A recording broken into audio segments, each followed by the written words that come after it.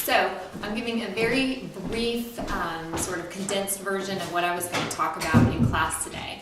Basically just kind of a background biography on Charlotte Bronte. She was born in 1816, the middle child of 6 children. Her father, Patrick, was an Irish Anglican clergyman. He outlived all of his 6 children and his wife by almost 50 years. The children were raised at Haworth Parsonage. Charlotte, Branwell, Emily, and Anne were particularly close, and they wrote literary stories about this fictional world, Angria and Gondal. Charlotte and 3 of her sisters attended a school for clergymen's daughters.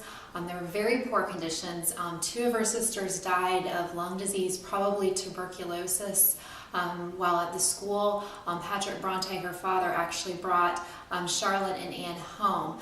The experience at the school deeply affected Charlotte Bronte, and the school is thought to be the basis of Lowood, the school with terrible conditions that Charlotte is sent to at the beginning of Jane Eyre.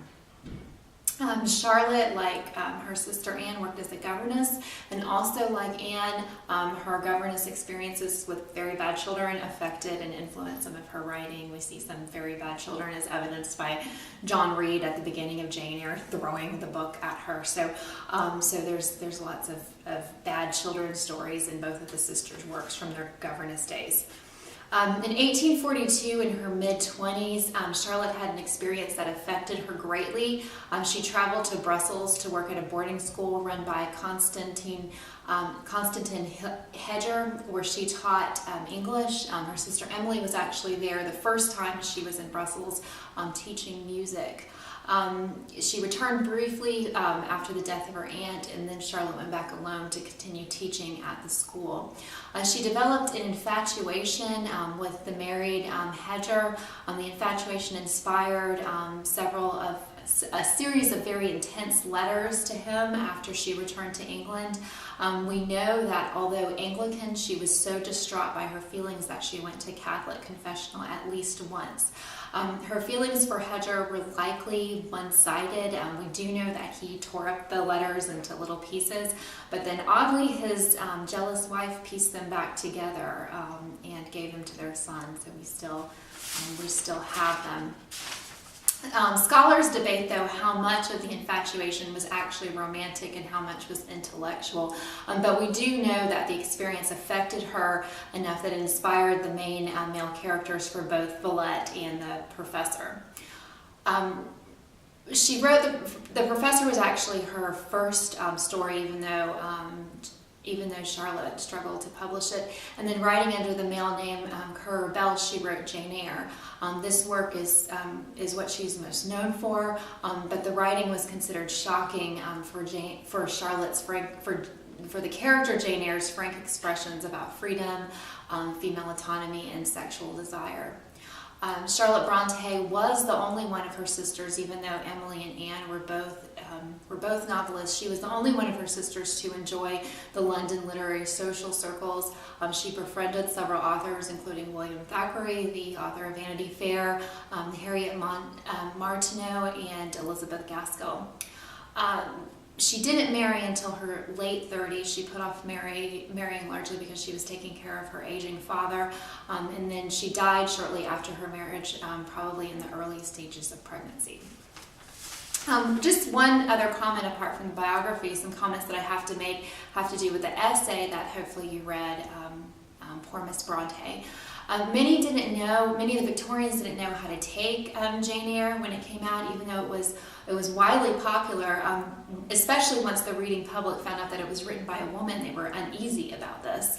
Her biographer and friend Elizabeth Gaskell felt the need to justify how a proper woman could write such a novel. As the essay Poor Miss Bronte in Lucasta Miller's book, The Bronte Myth, discusses, much of the way Gaskell did this was to paint Bronte's life as one of great suffering, with the idea that only a damaged woman could write such a book.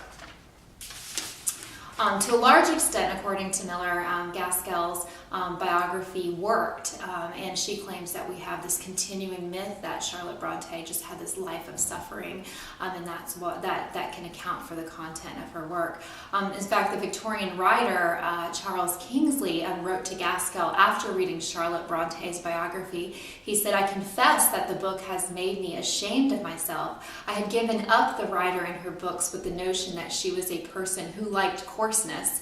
How I misjudged her. Well have you done your work and given us a picture of a valiant woman made perfect by her sufferings." So I think that this quote really shows how Gaskell's book worked in depicting Charlotte Bronte as a damaged woman, and that allowed her mind to go into dark places that proper Victorian women didn't think about. Lucasta Miller also claims that this portrayal of Bronte bled over into scholarly work, and that we have sort of an overemphasis on a life of suffering in her in the scholarly works, such as the 1970s work of Charlotte Bronte's World of Death. I think that academic book totally encaptures that idea that she had a life of suffering, and she did have a life of suffering. She lost she outlived all of her siblings, but just if we're to paint it, but her life was overly painted this way, especially by her early biographers, as a justification for her work. So I think that's important to think about.